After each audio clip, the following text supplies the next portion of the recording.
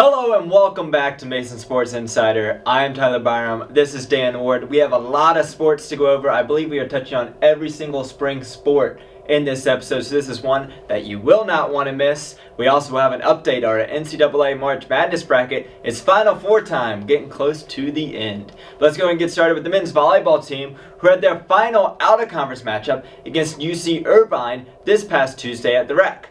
This was a rematch of an earlier match in which the Anteaters won 3-0 at Irvine. Let's go ahead and get started. The match went back and forth between both squads, with each team trading sets where they would hit above 30% while their opponents would hit under 15. Tied at 24 in a must-win fourth set for the Patriots, Jack Wilson hit one of his 25 kills, and that would be followed by a solo block from GiantKiller, setting up a winner-take-all fifth set. In the final frame, once again, the two teams went back and forth until UC Irvine pulled away with a 4-0 run, with the game tied at 6. Finishing the set off with a 61% hitting percentage, the Anteaters would hold on to win the set 15-10 and the match 3-2. Irvine was led by the attack of Michael Saita, who had 24 kills, and David Park, who had 18 digs in the match. For the Patriots, they were able to record 11 blocks to the net, including 4 solo blocks, 2 of them coming from Killar and 2 from Dom Edgley. Then on Friday, jumping right back into action and EIVA play against the Golden Eagles from Charleston. This match, the Patriots saw the return of Graham Gresham, who had missed a majority of the season due to a hand injury. In the match, Gresham had an incredible performance with 10 kills on 11 attacks, no errors in his approach. This would lead the team in a 3-set sweep over Charleston for the second time this season, ending the regular season series between the two schools. Paco Velez would also add 12 kills and 3 aces in the game, with freshman Kyle Barnes setting a career high in digs with 11.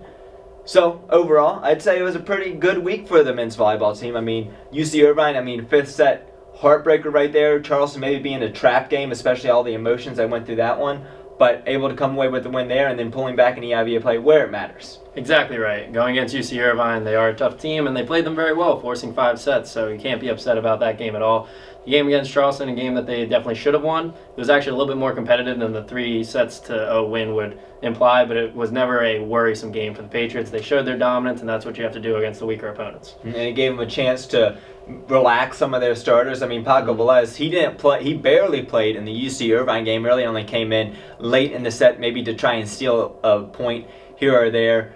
In Charleston, though, he played pretty much the entire match, gave Elias and Popoff some rest, as well as Wilson. Wilson had an incredible performance against Irvine, so well-deserved rest for him, and also great chance to get some of the youth guys. Kyle Barnes doing really well, and Gresham, thank goodness he's back. He's a big body that'll be up there at the net for the Patriots. He was fantastic in that game. First game back in I don't know how long. He's played a total of 6 sets coming into that game, so you know how much he's been out. So having him back just really helps the lineup even more, allowing Elias to sit in this last game, resting Wilson, get even more flow. Whoever's not having a good game, just sub in the next guy because they have that many players that can attack. So that is huge to have Gresham back. Well, with the 1-1 week, that puts the team at 10-11 on the season as we go ahead and look at our EIVA standings presented to you by GiantKiller. They are 4-4 in the EIVA, currently 5th place, sitting outside of a berth for the EIVA tournament. They have 2 big games coming up against Sacred Heart this weekend, and that will be a huge weekend for the team. Both those teams are trying to get back into the top 4, as you can see. Exactly right, and I'm surprised by the standings. New Jersey Institute of Technology, now 6-3, alone in second place. They only have 7 wins on the season, but in EIVA play, they have come to play. New Jersey Institute of Technology, real threat this year to take a playoff spot. And things are a little bit skewed. New Jersey Institute of Technology did take a game away from Mason earlier this year. They also played some of those bottom teams in conference. Hopefully it will balance out as the season goes on, but still a strong performance for them. Penn State's still doing their thing. Mason, they're going to have to. They have to steal a spot at this point. Exactly right.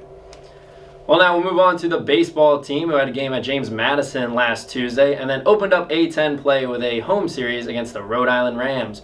Versus James Madison, it was a pitcher-by-committee performance in which 8 pitchers were thrown, but really it was the offense that was the story, which erupted for 16 runs in a 16-5 win over the Dukes.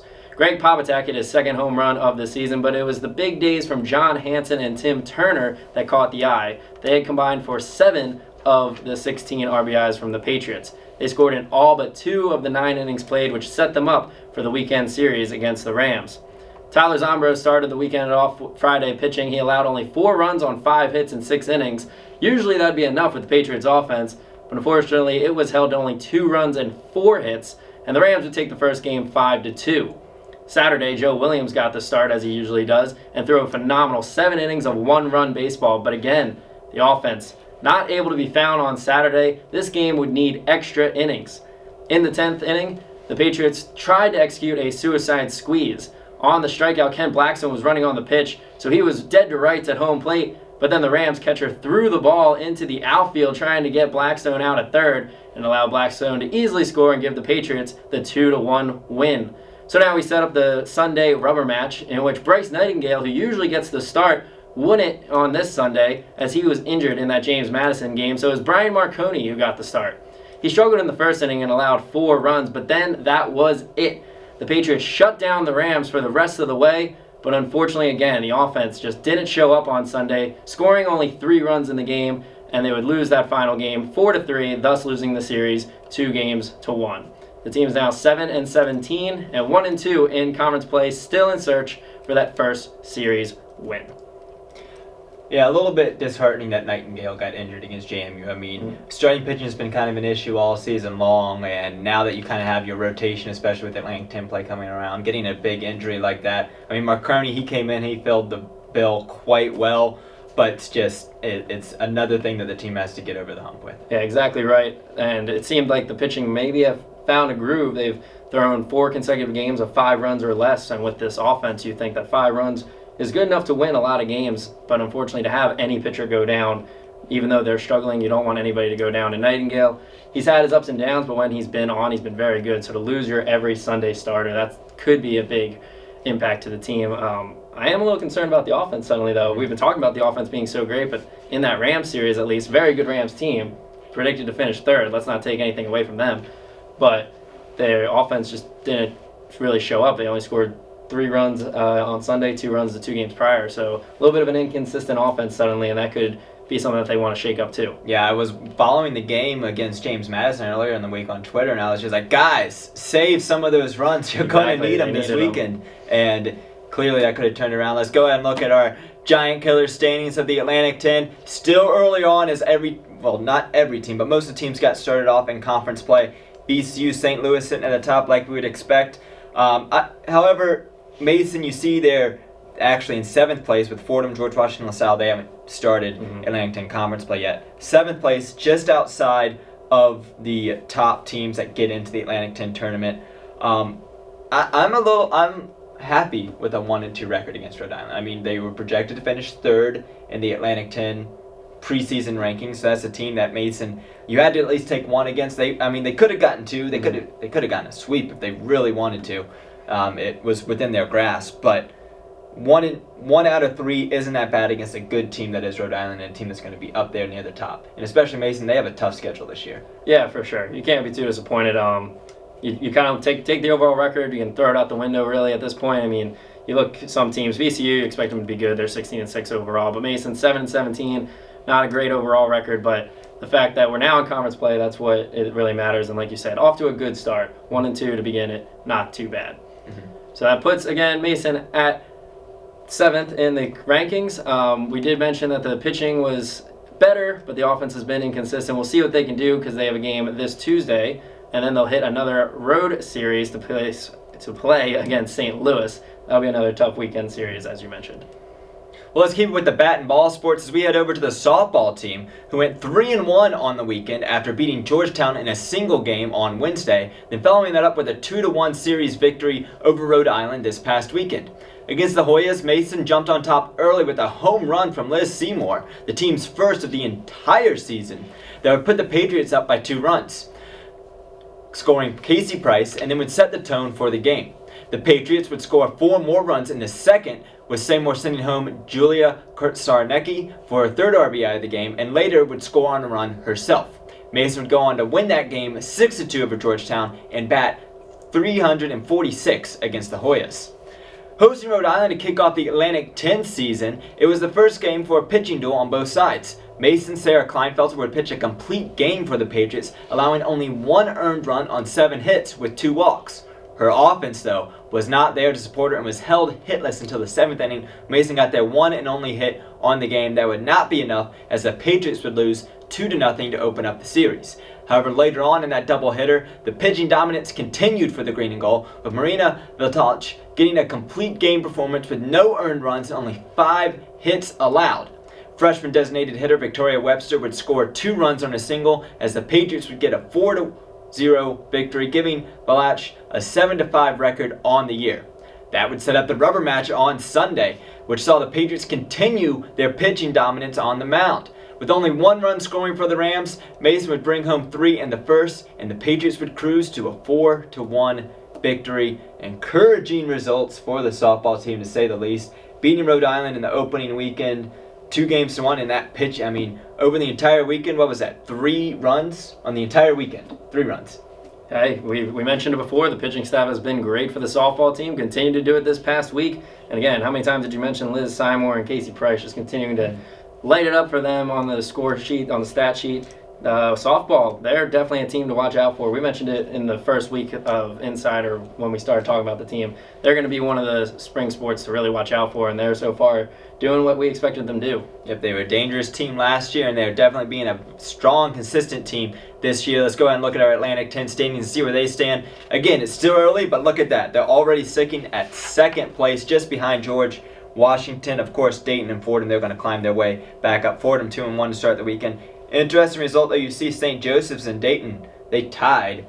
Big result for the Hawks there, opening up against a very good Dayton team, a team that is looking to beat the entire Atlantic 10 this year. Yeah, for sure. Anytime you get a tie, that can really cause some issues in the standings, makes those half games kind of very shaky. But Patriots off to a great start, and I know for baseball I didn't want to look at the overall record, but when we have a great overall record, it is fun to look at. 13-10, that's technically the best record percentage points wise. So good work from the softball team. Hopefully they'll be able to keep it up. Mm-hmm. Now moving on to the women's lacrosse team. They had a lone game this past week against Liberty in Lynchburg, Virginia. The team won their only match of the week by a score of 17-7 thanks to an 11-2 scoring effort in the second half. Jacqueline Spalding continues to light up the stat sheet, scoring 6 goals in this game. Alexa McGovern has found her mark, scoring 4 goals and an assist, and Brooke Lorber had a match-high 5 points with 2 goals and 3 assists. The reigning A10 Rookie of the Week, Chachi Callahan, who had a 9-point performance a week ago, was quiet in this one, picking up only 1 assist. The Patriots are now 4-2 on the season and will have 1 more game before entering conference play later this weekend.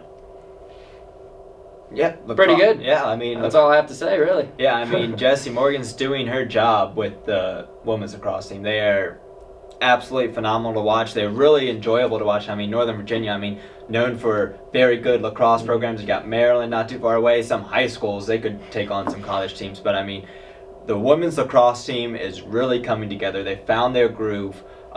You mentioned Jacqueline Spalding. She had an incredible game so far. She has 17 goals on the year along with 6 assists. She is just carrying this team. Well, I say carrying, but I mean, Callahan has 12 goals. McGovern has 12 goals. Just the entire offense is phenomenal. And give a shout out to the goalkeeper once again, Mackenzie Duffy. Yeah, in that game she picked up 4 saves, only allowed 7 goals. When you have an offense like the Patriots do, 7 is not even a test for them. She got another win. She may not be at the top of the stat sheets when you look at other A10 goalies, but she's getting the job done, and that's what's the most important thing, because that was one of the biggest question marks coming into the season. So huge shout out to her. The offense is just phenomenal, and that's what makes this team so much fun to watch. Spalding averaging almost 3 goals a game, and so many goal scorers. I believe it's 4 with 10 or more, plus Hannah Warpinski and Jordan Stanowich. They each have 8. And Melissa Lobacaro, who was a big name last year, she only has 4 goals. So you expect her to end up, lighting up the stat sheet as well. But it's been her teammates that do it. So the fact once she gets rolling, then this team is really scary. But let's take a look at their standings right now. Conference play not yet to begin, but it's always fun to look at it. Right now you see that Mason is sitting in the 2nd spot with the 4-2 record behind University of Massachusetts. No surprise there. 7-1. They're always a dominant women's lacrosse team. Conference play beginning this weekend. First they'll have 1 more out of conference play, but then they'll be hitting the road to where is it? George Washington and Richmond this weekend. So a couple of tough opponents. George Washington, very winnable game. Richmond, going to be a tough team. That could be a big start for the Patriots this weekend. Yep, going to be rough, especially with both of those being on the road this weekend. All right, let's go ahead and move on now to this tennis team. One of my favorites. Let's go ahead and get started with the men's tennis team, who has their lineup set. Yes, starting we probably talk about it way too much, but their starting lineup has been set for the men's team, and doing so, they got a huge win over Longwood, 6-1. However, they lost the Colonials in Revolutionary Rivalry matchup 1-6. In that game against Longwood, in which they won 6-1, Aaron Capitel was the only one who lost the match at the number 1 singles position. Daniel Gutierrez had a dominating 6-2, 6-0 performance in his singles win, and Tanner Blaine also had a 3-set thriller, losing the first set 3-6, but coming back 6-3, 7-5 over Julian Barthing. Against GW, Bain would be the only one to win a match for the team at the number 4 singles position, winning 6-4 to 6-3, as the rest of the team would lose. On the year, Mason is 7-9 as their overall record. Moving on now to the women's side, they actually lost to Longwood 1-6. Pingleton was the only one in the number 1 singles position to get a victory, and the rest of the entire team lost, including the doubles matches. However, then they would play Christopher Newport, in which they won 7-0, a complete sweep by the team, winning every single match, including doubles, except Pilkington. She was the one that actually struggled in that match, and it took her to 3 sets. All the other ones were done in 2. The doubles were done in the first pro set, as they would call it, in the doubles competition. On the week, their lineup is not completely set, so that number 6 singles position hasn't been decided. Morgan Yang has now moved up to number 3, with Eshu Erdenbat dropping down to 4. Morgan Yang got a big win in Christopher Newport. I believe it was 6-2, 6-0, don't quote me on it, but it was a dominating performance for them. Tennis team, we're getting closer to Atlantic 10 tournament time. Men's team put on a run last year. We can see if either both sides can maybe have a run come tournament time. Well, they are starting to get their lineups together, and that's going to be the most important part to making that run, so we'll see what they can do. As promised, we have some updates on the golf team as well. They started out the spring season on a positive note, finishing 3rd in A10 match play in late February, but have since failed to eclipse the top 10 in any of their outings. The team has struggled when they're going on outings, but in match play they have been very competitive, so we'll see how they continue on. Eric Edwards, the sophomore, has been the best golfer on the team. He's been the number 1 golfer for them this year, but unfortunately, he's the only one to shoot under par so far in the spring season, and he's only done that twice. Therefore, the team has struggled not being able to eclipse the top 10 in any of their outings, and this young team, very sophomore-heavy team, only a junior and a senior, 5 other sophomores. It's only a 7-man roster, but kind of struggling a bit to get things going in the spring season. And like I said, when they're going head-to-head, then it's a much different game. And of course, it is a much different game in general, whether it's a team score or just head-to-head. But right now, they have yet to find their groove, to say the least. Yeah, one guy to look out for going forward. Last year, Brock Kovac had an incredible season for the team as a freshman. This year, he's continuing that up. He's one of the top guys on the team, shooting under 80 in every single round, except for one in which he hit 80. So, I mean, overall, it's a good performance. They have a lot of season left to go, so while you may feel like Mason isn't doing too well on the golf side, it's still a young season, and this is a young team, as you mentioned, very sophomore heavy. A lot of these guys, it's the first time that they're really being relied on to get these top results, and that's a lot of pressure, especially when you're that young. Exactly, and the scores are under 80. They just have to get a little lower, low 70s, and maybe shoot a couple in the 60s, and they'll be all right. Well, we promised golf, but we also promised the outdoor track and field team, and let's go ahead and get started about Stephen Flynn, who made national news in the 5,000 meter race at the Raleigh Relays this past weekend. He actually broke the record for the event for George Mason at 13 minutes and 55 seconds, a whole 8 seconds faster than the previous record held by Everett Hackett back in 2012. This is also the second best time in the entire country collegiately. And ironically enough, the best time was the person who won the 5,000 meter match. Yes, Flynn only finished 2nd. Mark Derrick from North Carolina has the best record on the entire season. He beat out Stephen Flynn in that one game, or that one matchup. That was highlighted for the entire weekend. The Patriots had split duty. Some of the team were at the Raleigh Relays, in which they also won the men's 4x200 relay race, and they also had a strong performance at the Fred Hardy Invitational in Richmond. So teams splitting up duties, but overall, strong start, and way to go, Stephen Flynn. Had an outstanding cross-country season, and I mean, he likes those long distance races, Yeah, obviously. Clearly, and 8 seconds faster in any track event. 8 whole seconds. That's fantastic. Stephen Flynn continuing to show his dominance as a Patriot. Well, that's all we have for you as far as updates go. So let's take a look now at this week's upcoming schedule. Yep, what we have, I mean, it's quieter than what we normally are used to. However, still a lot of action. It starts off with baseball facing Georgetown on Tuesday, and men's tennis having another in-conference matchup against Richmond. Yeah, we see a lot of away games this week for the George Mason Patriots. The big game to note for me is the baseball team, to see how they do against one of the top opponents. An away series at St. Louis, 6 o'clock start on Friday, 2 o'clock start on Saturday, 12 o'clock start on Sunday. That'll be the series that I'm looking forward to the most. Yep, we also mentioned the lacrosse team has big matches against George Washington and Richmond. Track and field, they held down to the Colonial Relays at William & Mary and also down to the Florida Relays. And then also the rowing team gets started this weekend. That's exciting for them. I mean, another team we have to talk about next week. Spring sports, man, they just really keep us busy.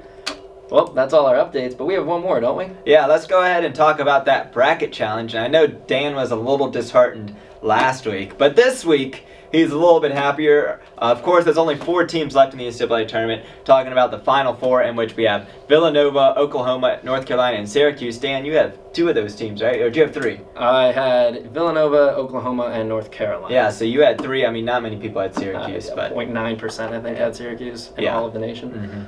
But anyways, those 3 are the top. That's pulled Dan back up in the standings after he was in the basement. Yeah, what, 10th? You guys thought I was out of it. There's a lot of tournament, maybe. Yeah, well, he's still not in first place yet. First place is Matt Iman continuing to dominate, 98.2%. However, he has Michigan State winning the whole thing. So as we get later on, he's going to start dropping down. Dan, same situation. You also had Michigan State. You're in the 94.7 percentile right now.